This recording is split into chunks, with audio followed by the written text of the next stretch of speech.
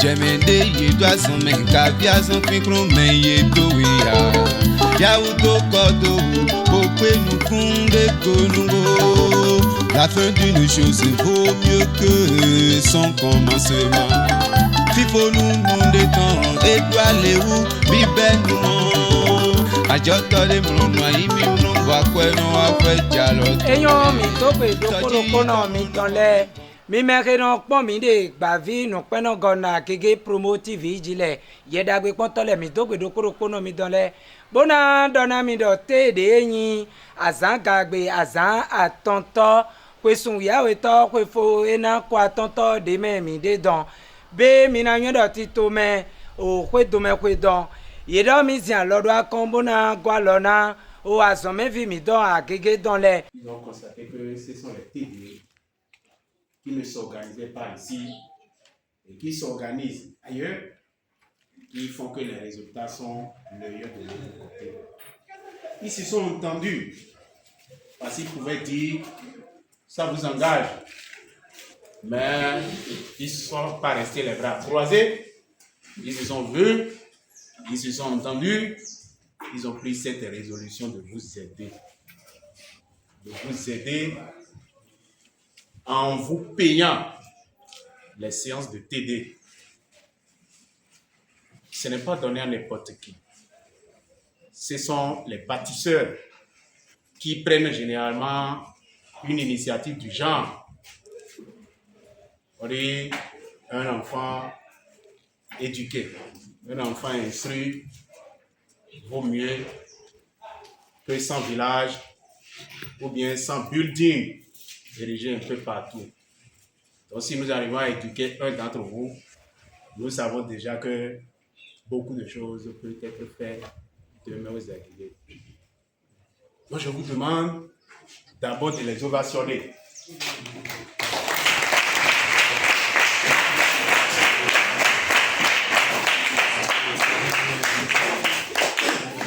Bon, d'accord, donc il y a certains d'entre vous qui connaissent beaucoup de ceux-là, de nos hôtes de ce soir. Vous n'êtes pas sans savoir qu'il y a une fête qui s'organise la dernière semaine du mois de décembre dans l'arrondissement de Kouédomé. C'est beaucoup plus les responsables de cette fête qui ont pris cette initiative.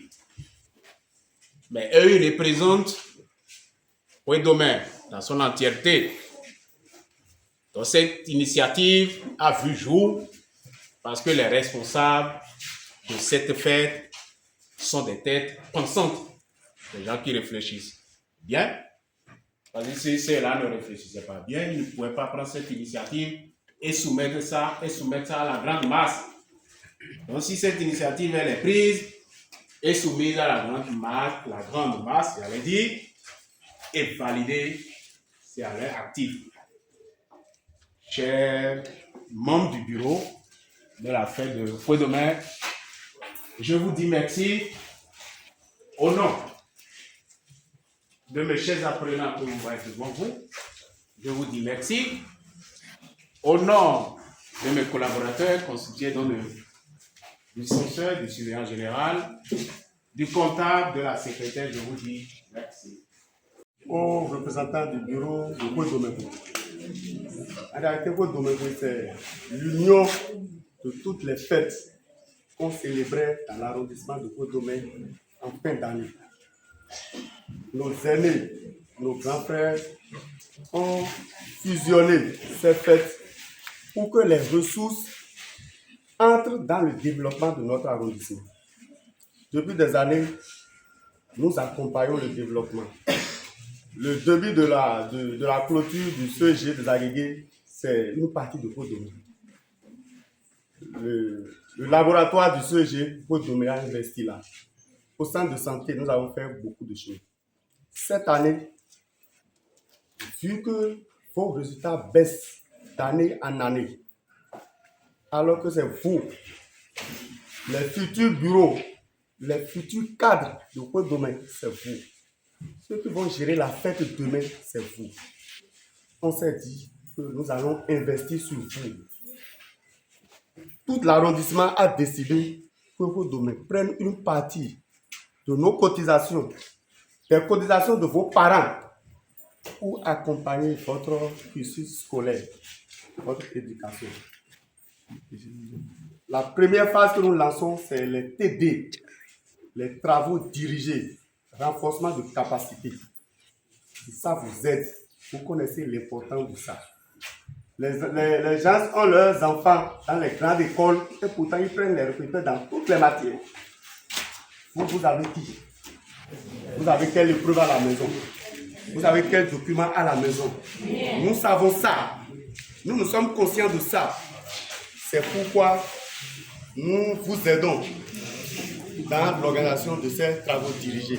Vous avez l'obligation de participer. C'est une obligation. Il n'y a pas le choix. C'est une obligation. Il n'y a pas le choix. Les parents souffrent au Nigeria. Ils paient les tissus, ils donnent l'argent et c'est les ressources qu'on va utiliser sur vous. Vous avez pas de retard, pas d'absence. Il y aura de listes de présence.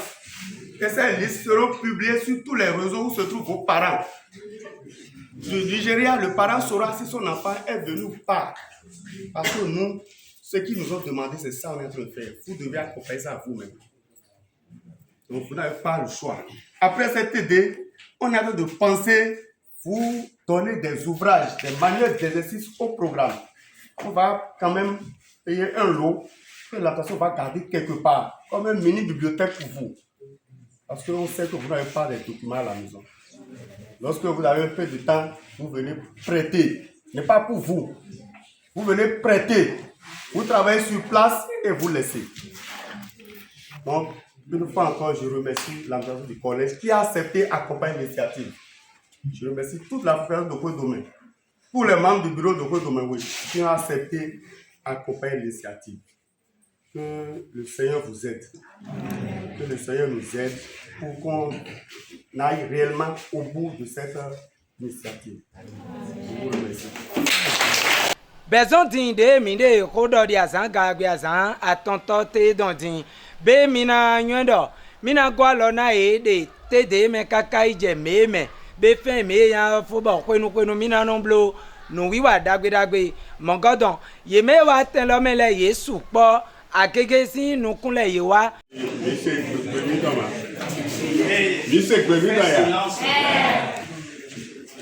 Vous comprenez la langue? Oui. Ici, aller en Goum. Hein? C'est possible? Oui. Oh, nous directeur. Nous directeur. Donc, j'ai fait ce point, mais dans midi. Bien. Donc, je suis pas fait pour gagner, direct comme Magnon. Abi Magnon.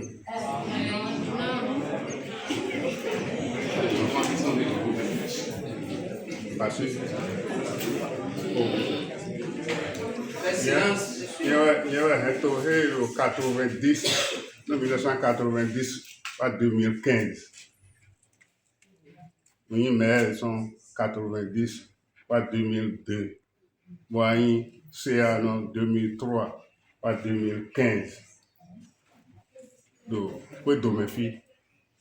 Donc, pour dominer, pour les ma team, bon, garder de là. Et wa Miami, et wa pour dominer au bout de Goy. Mais dans un Toria, un bout de dos. Toria, au bout de Goy, mais dans un web bleu, au meilleur. Oh. Quand frère me donne, oui, me donne mon il y a un bureau. Dans quoi de ma côté, le bureau, mais il y a un sage. Voilà, il y a besoin de conseil. Non, je l'ai mis mon conseil de Yves. Donc, bon mi lo tito mais de yoazia ya do de we ko do me sin CG agege lo de tie le do ni dúró lọ pé dòmẹ̀sí kọ́ de òkú ìlọ́ wọn de tán nínú yìí ló gbọ́ àlọ́ náà mi náà yìí ló pọ́n nù mí bóyá ló pọ́n nù lẹ́yìn gbogbo bọ̀ mí ló mọ̀ rèsítà de kíkọ́ mi ló gbódò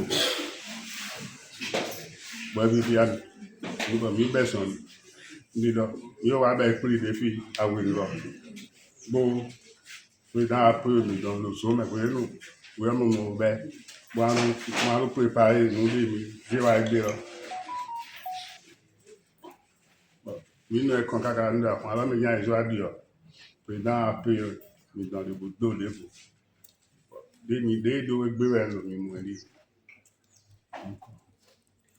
mi fin do mi jare mi gbegbe ya surtout àwọn nítorí lo mi mere so file mi je ma fi pẹ̀lú le mi be le mi de ma ye ma gan wa fi me na lo information là yi le mi be bo me le kon àbí me lo se le congé ouais àbí me lo se weekend go de do àwọn ni ante mi lo kon gaga ya àwọn ado mo fi de ba àwọn ni bon den izo yo baba mi do so posu izo nyomi donc on nous mi be di me ya fo no me matin parce que wèrè nù yẹn wèrè ọmọ yìí lè lọ ìjẹ college mi kà ń mọ opportunité de mi mọ di nù dàgbé he de mi rẹ mi mọ di ẹsẹ mi àpò ló fi de mi rẹ mi àyè ògà mọ 1972 bon wẹ̀ yẹ examen de pẹ́ Windows ò lọ́nà ẹ̀ odò àǹtírì bọ̀. Il classé mi doit jara quand fait dire que le poka ou il a baba di mais de godonje bon pour on dit baba di zinza il do ni ku commercial bon il y a Robert Kennedy Robert 300 francs bodo DAP steno datiro do 73 ou 76 ben ya budo di ape steno da tiro wo ezon bo yen lo wa son ro ti siri koko machine pifu ni do ya yi me ti ma mo agege file me de mo fon yon ni azon we e ta pon ko gbe ni ba yo mo wa ma kawe wa budo be azon fun kaka budo ayi retraite 2020 filles. Moi, peut-être une politique va être au boulot. Mais oui, il y a un sévère qui va être député. Oui, le ministre de ministre, mais il y a un enseignant. Dans le village, nous sommes dans le bureau à Dégué Breton. Na evina mi bawo de yeze titolowa mi be krido neto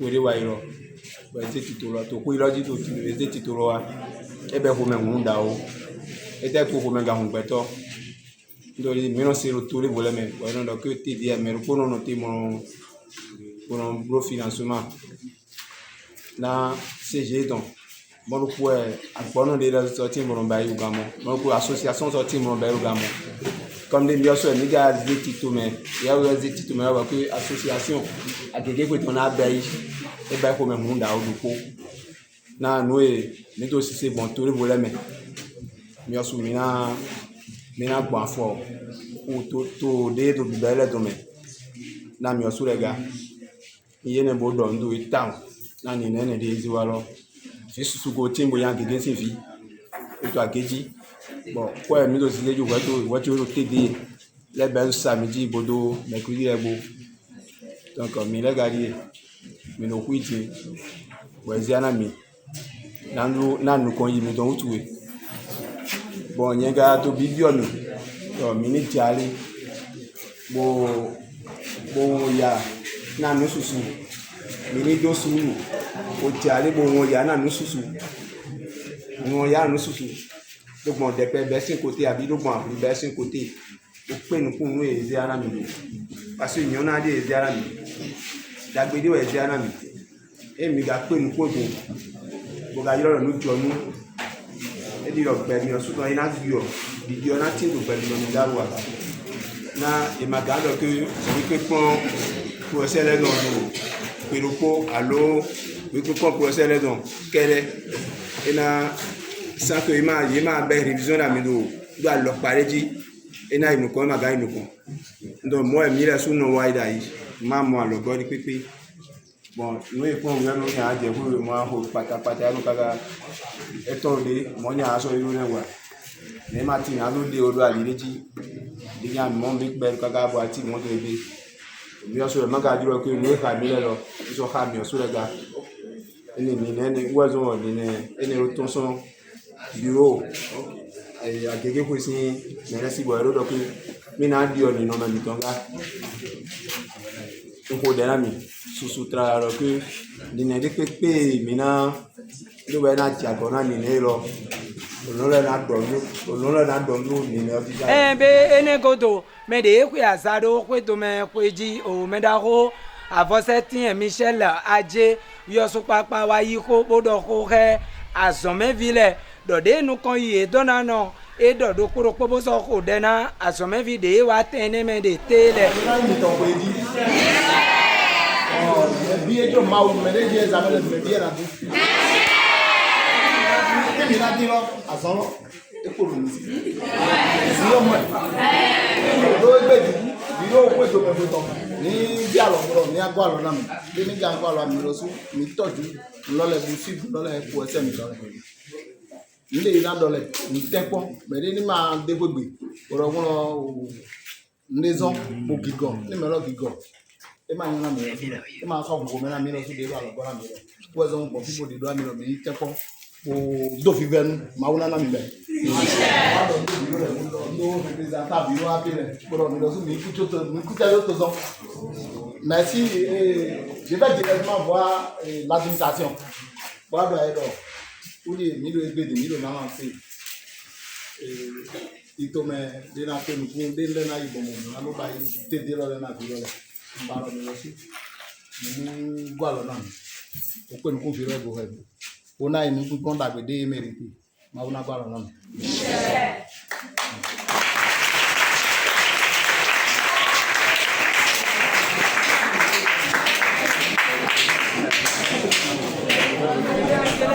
Nando akritana nu wiwa mongodon ye yi azomevile élève le ko don mi dene ye osu papa ye kenu ye don bodo nu wiwa le godon de ezewa be yan mi ka lo boyi nu wiwa lo s'engageons à respecter à venir à l'heure, à faire tout durant les TDO, les travaux dirigés. Et enfin, nous les disons merci et que Dieu les bénisse. Merci. Enebe na doa dotana yewama azonwanu di wema yewama do alomena azomevi CG agege dans les yewama no mongo dona do koropo no ye dans les bowa na konpikpa ero kesima de me ye niveau mine godona e iro suni se tondo alonami